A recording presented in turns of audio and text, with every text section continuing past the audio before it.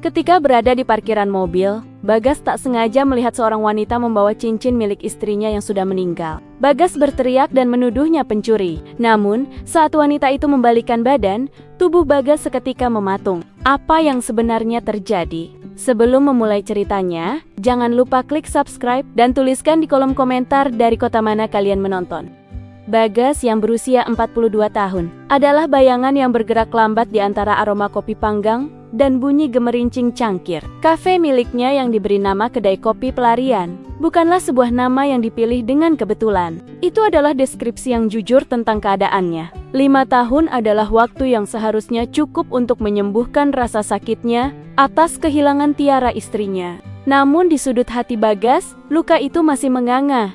Tiara, nama itu terasa seperti desahan angin yang membawa wangi tanah basah dan biji kopi Arabica. Dia adalah seorang dosen pertanian, tetapi jiwanya adalah seorang pencinta kopi sejati. Bukan sekadar penikmat, melainkan seorang yang memahami filosofi di balik setiap tetesnya. Kebiasaan mereka saat akhir pekan adalah berkeliling mencari kedai kopi tersembunyi, mengumpulkan cerita tentang petani dan biji kopi. Di jemarinya selalu tersemat sebuah janji abadi. Cincin kawin khas, terbuat dari emas putih murni, dihiasi berlian biru kecil yang langka, mencerminkan keunikan cinta mereka. Cincin itu adalah satu-satunya simbol yang ia kenakan setiap saat, sebuah pengikat yang tak pernah ia lepas. Namun, malam itu hujan turun tanpa ampun. Tiara baru saja pulang dari sebuah acara penghargaan bergengsi bagi para dosen di kota besar, sebuah pengakuan atas dedikasinya pada ilmu pertanian. Ia menelepon, suaranya dipenuhi bangga, berjanji akan segera tiba untuk makan malam. Namun, yang tiba hanyalah kabar mengerikan dari pihak kepolisian. Kecelakaan tunggal, mobilnya tergelincir di jalan tol yang licin, menghantam pembatas jalan. Dunia Bagas runtuh. Proses identifikasi tubuh Tiara berjalan cepat, diselimuti kesedihan dan keputusasaan Bagas yang tak bertepi. Tetapi ada satu hal yang hilang, yang menyisakan lubang kosong lebih dalam dari kematian itu sendiri. Cincin kawin emas putih itu tidak ditemukan di tubuh Tiara. Tidak juga di sisa-sisa mobil yang hancur. Polisi berasumsi cincin itu terlempar ke semak-semak atau terbawa arus air hujan yang deras. Bagi Bagas, hilangnya cincin itu terasa seperti hilangnya bagian terakhir dari jiwanya yang terikat pada Tiara. Seolah janji itu pun ikut terkoyak dan tak bisa diselamatkan. Ia tak sanggup lagi hidup di rumah yang setiap sudutnya berbisik tentang tawa Tiara. Aroma buku-buku pertaniannya, sudut meja tempat ia biasa menyiapkan presentasi, bahkan pot tanaman kopi mini di balkon, semua menjadi siksaan. Dalam waktu 6 bulan, Bagas menjual rumah itu, meninggalkan kota yang penuh memori, dan membawa sisa-sisa harapannya ke sebuah kota kecil yang sunyi. Di sana, ia membangun Kedai Kopi Pelarian. Kafe ini adalah monumen bisu, sebuah tempat di mana ia bisa terus merasakan Tiara melalui aroma kopi yang sangat dicintainya. Setiap kopi yang ia buat, setiap biji kopi yang ia sangrai, adalah ritual penghormatan. 5 tahun berlalu, Kedai Kopi Pelarian masih berdiri kokoh. Tetapi pemiliknya tetap menjadi pria yang patah, hanya bergerak berkat energi kafein. Kehidupan Bagas di kota baru itu adalah siklus yang sunyi. Bangun sebelum subuh, menyeduh kopi pertama untuk dirinya sendiri. Membuka kafe, menyajikan senyum profesional. Menutup kafe, dan tidur dalam keheningan yang dingin. Ia telah mengukir benteng sepi di sekelilingnya, dan tidak ada pelanggan atau kenalan yang diizinkan untuk menembusnya. Hingga suatu pagi, ia melihat Intan, wanita itu entah mengapa mengingatkannya pada mendiang istrinya. Dari wajahnya hingga kebiasaan kecilnya, Intan datang ke kafe itu hampir setiap hari. Dia adalah seorang wartawan lepas, seperti yang ia ketahui dari kartu namanya yang tanpa sengaja jatuh. Intan memiliki aura yang tertutup, pendiam, dan Bagas bisa merasakan ada beban, semacam luka batin yang tak terucapkan, yang ia bawa di bahunya. Ia selalu memilih sudut kafe yang sama, sudut yang diterangi cahaya pagi yang lembut, membuka laptopnya, dan mulai mengetik dengan fokus intens. Awalnya, interaksi mereka terbatas pada pesanan dan ucapan terima kasih yang singkat. Namun, seiring waktu, obrolan kecil mulai berkembang. Intan mulai bertanya tentang biji kopi, tentang proses sangrai, dan bahkan tentang cerita di balik nama kafe itu. Bagas yang biasanya menjawab datar dan singkat, mendapati dirinya mulai bercerita. Ada sesuatu dalam cara Intan mendengarkan yang melucuti pertahanannya. Suatu kali, Intan berbicara tentang filosofi hidupnya. Hidup ini Seperti menyeduh kopi, katanya, memandang cangkirnya yang kosong. Butuh waktu, kesabaran, dan takaran yang pas untuk menemukan rasa yang tepat. Kata-kata itu menyentak Bagas. Itu adalah semangat yang sama. Filosofi yang begitu mirip dengan yang sering dikatakan Tiara, Intan tidak hanya membuat Bagas berbicara tentang kopi, tetapi juga tentang dirinya. Intan menceritakan kisah-kisah liputannya, tentang orang-orang yang ia temui, dan tentang bagaimana ia mencari kebenaran di balik setiap narasi. Tanpa disadari, lubang kosong di hati Bagas mulai terisi. Bukan dengan melupakan, tetapi dengan menerima kehangatan baru. Mereka mulai menghabiskan waktu bersama di luar kafe. Diskusi mereka berlanjut hingga larut malam di taman kota, di mana mereka berbicara tentang bintang, tentang mimpi yang tertunda, dan tentang rasa sakit yang dibawa masa lalu. Bagas mulai tertawa lagi. Tawa yang terasa asing, tetapi juga jujur. Intan dengan kepedihan masa lalunya yang tersembunyi, seolah menjadi cermin bagi Bagas. Ia melihat bahwa Intan, meskipun terluka, terus bergerak maju. Intan tidak menggantikan Tiara, Bagas tahu itu. Tetapi ia menunjukkan pada Bagas bahwa hati yang patah masih mampu mencintai, masih mampu merasakan kebahagiaan yang sempat hilang. Setelah 5 tahun menjadi mayat hidup, Bagas mulai terbuka terhadap kemungkinan cinta baru, sebuah babak yang ia pikir takkan pernah ia izinkan lagi. Ia merasa seolah Intan adalah hadiah yang tak terduga. Malam itu, kota kecil itu terasa lebih sunyi dari biasanya. Malam peringatan 5 tahun kematian Tiara. Bagas selalu menjadikan tanggal ini sebagai hari berkabung pribadinya. Dan tahun ini tidak berbeda. Ia menutup kafenya lebih awal, bahkan menolak beberapa pelanggan setia dengan alasan teknis. Ia butuh waktu sendirian. Ia duduk di balik meja kasir yang gelap, memegang foto Tiara yang ia simpan di dalam laci. Air matanya tak lagi bisa dibendung.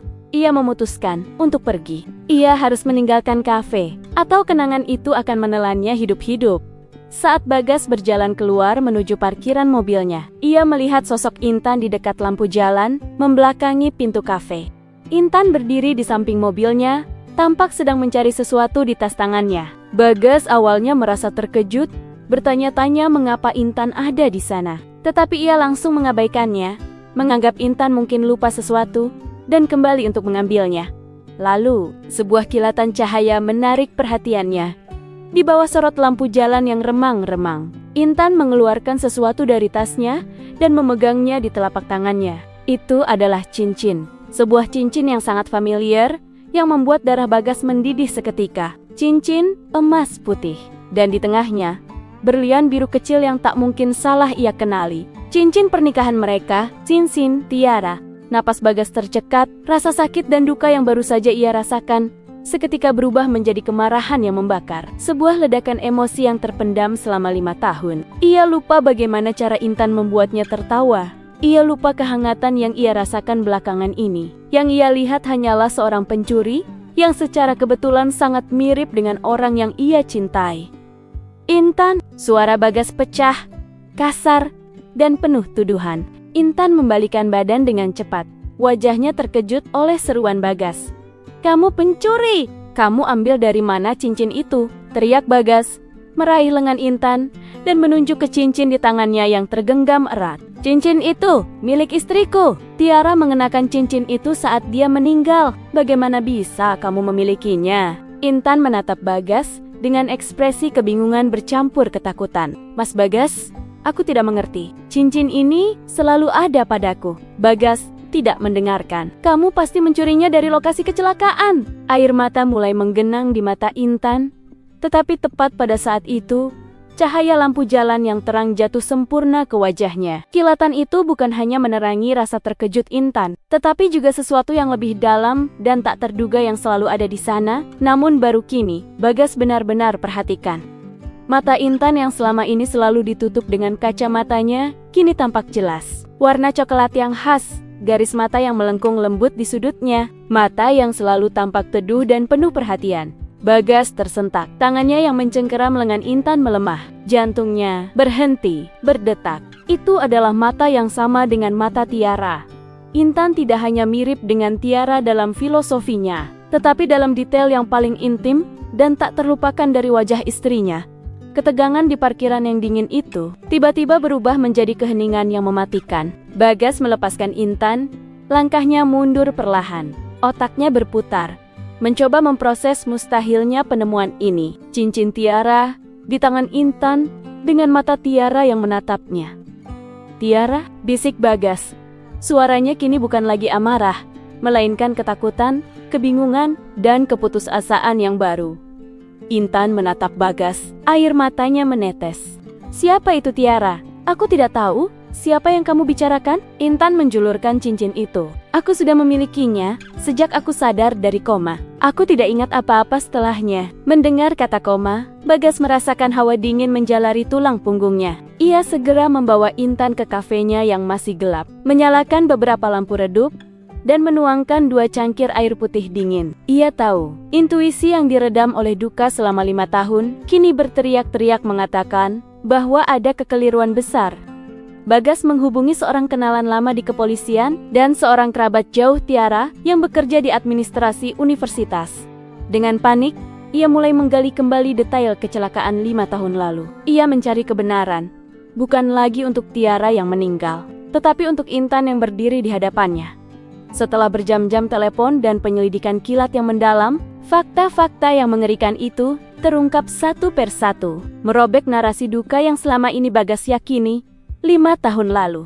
Tiara yang saat itu baru saja menerima penghargaan, memang pulang bersama seorang rekan dosen dari universitas lain, Marisa. Mereka sama-sama menghadiri acara yang sama. Mobil Marisa mogok di area parkir. Karena rumah Marisa lebih jauh dan acara sudah larut, mereka sepakat menukar mobil. Tiara akan membawa mobil Marisa ke bengkel terdekat dalam perjalanan pulang. Sementara Marisa akan mengendarai mobil Tiara untuk malam itu. Dan jaketnya, suara Bagas serak saat ia menceritakan temuannya pada Intan. Tiara meninggalkan jaketnya di mobilnya. Dan karena udara tiba-tiba dingin, Marisa kemungkinan mengenakan jaket Tiara. Kecelakaan maut yang membuat Bagas kehilangan Tiara ternyata menimpa mobil Tiara yang saat itu dikendarai oleh Marisa. Kecelakaan itu sangat parah. Tubuh Marisa sulit dikenali karena luka bakar dan cedera parah.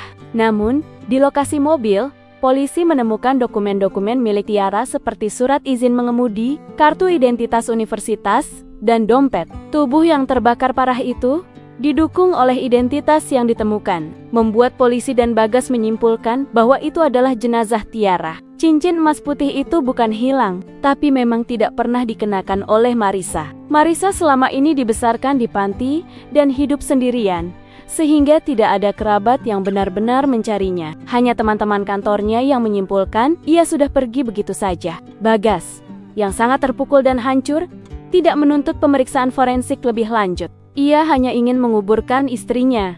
Ironisnya, di waktu yang hampir bersamaan dan di lokasi yang berbeda, Tiara yang saat itu mengendarai mobil Marisa juga mengalami kecelakaan di jalan yang sepi. Kemungkinan karena kelelahan dan hujan. Ia tidak terluka parah, tetapi benturan itu menyebabkan ia hilang kesadaran. Yang lebih tragis, Tiara tidak membawa identitas diri apapun. Semua dokumennya tertinggal di mobilnya yang dibawa oleh Marisa. Tiara dibawa ke rumah sakit daerah yang jauh tanpa identitas, hanya membawa satu-satunya benda yang tersisa, yaitu cincin kawin emas putih itu. Ia koma selama 6 bulan. Setelah sadar, ia menderita amnesia total. Ia tidak mengingat nama, suami, pekerjaan, atau masa lalunya. Pihak rumah sakit yang kesulitan menemukan identitasnya memberinya identitas baru sebagai Intan. Ia memulai hidup dari nol hanya dengan satu benda berharga, cincin kawin emas putih itu, yang ia genggam erat-erat tanpa tahu maknanya. Malam itu, di kafe yang sunyi, di bawah bayangan biji kopi, Bagas menatap Intan yang tak lain adalah Tiara. Rasa sakit kehilangan yang ia alami selama 5 tahun adalah kesedihan yang nyata, tetapi ditujukan pada orang yang salah. Tiara yang asli ternyata hidup, berdiri di hadapannya, tetapi tanpa kenangan masa lalu mereka. Kebenaran itu adalah pukulan telak. 5 tahun duka, 5 tahun pelarian, dan ia telah menguburkan tubuh seorang wanita yang tidak ia kenal. Sementara belahan jiwanya berkeliaran di dunia, terluka dan amnesia. Intan tidak bisa lagi menahan tangisnya. Ia memegang cincin itu, kenangan yang kabur, kini perlahan mulai menemukan bentuk. Ia menatap Bagas, Wajahnya basah oleh air mata, merasakan emosi yang kuat yang tidak ia mengerti, sebuah koneksi yang melampaui amnesia. "Jadi aku Tiara?" tanyanya. Suaranya bergetar. Bagas mengangguk seraya menangis. Ia meraih tangan Intan, mencium cincin itu. "Ya, kamu Tiara, kamu istriku. Cincin ini adalah janji kita." Mereka duduk dalam keheningan yang panjang, terkejut oleh dimensi emosi yang baru. Bagas merasa seperti kembali dari kuburan. Tetapi wanita yang ia cintai telah menjadi orang asing. Intan merasa seolah ia mendapatkan sejarah, tetapi kehilangan identitas yang baru ia bangun. "Aku minta maaf Bagas," kata Intan. Air matanya tak berhenti. "Aku mencoba mengingat. Sungguh, aku hanya merasa takut sekaligus aman saat aku melihatmu." Bagas menggeleng. "Jangan minta maaf. Ini bukan salahmu. Aku yang terlalu hancur sehingga aku tidak menuntut lebih. Aku menguburkan Marisa tanpa tahu kebenarannya. Selama ini aku hanya menyimpan duka." Mereka menatap cincin itu bersama-sama. Berlian biru kecil itu bersinar redup di bawah lampu kafe. Bagas menyadari, Intan mungkin memiliki wajah dan mata Tiara. Tetapi dia bukan lagi Tiara yang dulu. Dan Bagas juga bukan lagi suami yang sama. Ia adalah pria yang hidup dalam kepedihan. Namun, saat ia menatap mata coklat itu, ia sadar bahwa janji mereka dulu masih hidup. Bagas bangkit. Tangannya terulur. "Kita memang sudah berubah. Kamu Intan, dan aku adalah Bagas yang baru. Tapi mari kita mulai lagi. Dengan cincin ini sebagai saksi, kita akan membangun sesuatu yang baru." Intan tersenyum. Senyum Tiara. Tetapi dengan kedewasaan dan keberanian Intan, ia menerima uluran tangan Bagas. "Ya, aku mau," bisik Intan. "Malam ini sudah larut, tetapi aku harus merayakan ini," katanya. Suaranya dipenuhi oleh rasa lega dan haru. "Aku akan membuatkanmu cappuccino pertama. Cappuccino yang menandai akhir dari masa duka dan awal dari babak yang sama sekali baru." Mereka berjalan bersama. Bahu Bagas menyentuh bahu Intan, menuju dapur kafe, tempat aroma kopi yang hangat selalu menunggu. Mereka meninggalkan kegelapan dan kedinginan parkiran di belakang mereka. Berjalan menuju cahaya kafe, menuju aroma kopi yang dulu dicintai Tiara, yang kini akan dicintai lagi oleh Intan. Perjalanan itu panjang, tetapi akhirnya pelarian itu berakhir. Mereka telah kembali ke titik awal, namun dengan hati yang diukir ulang oleh takdir. Setelah kehangatan kembali, ada satu hal lagi yang harus mereka selesaikan. Bagas dan Intan tidak bisa melupakan pengorbanan tak terucap yang memungkinkan mereka bersatu kembali. Beberapa hari kemudian, setelah mengurus dokumen yang diperlukan, mereka mengunjungi pemakaman. Di hadapan batu nisan yang selama 5 tahun bertuliskan Tiara, mereka berlutut. Bagas telah berhasil mengganti nama yang terukir menjadi Marisa, mengembalikan identitas yang hilang. Mereka menabur bunga, mendoakan Marisa, rekan kerja yang tanpa sengaja menjadi jembatan antara masa lalu dan masa depan mereka. "Terima kasih Marisa," bisik Intan. Air matanya jatuh di atas nisan yang baru. "Kamu memberiku waktu untuk hidup lagi." Bagas berjanji pada dirinya sendiri bahwa ia akan berusaha mencari tahu jika ada kerabat jauh Marisa yang bisa mereka hubungi. Marisa telah memberikan hadiah termahal dan ia tidak boleh dilupakan begitu saja. Kebahagiaan mereka kini membawa beban tanggung jawab untuk mengenang.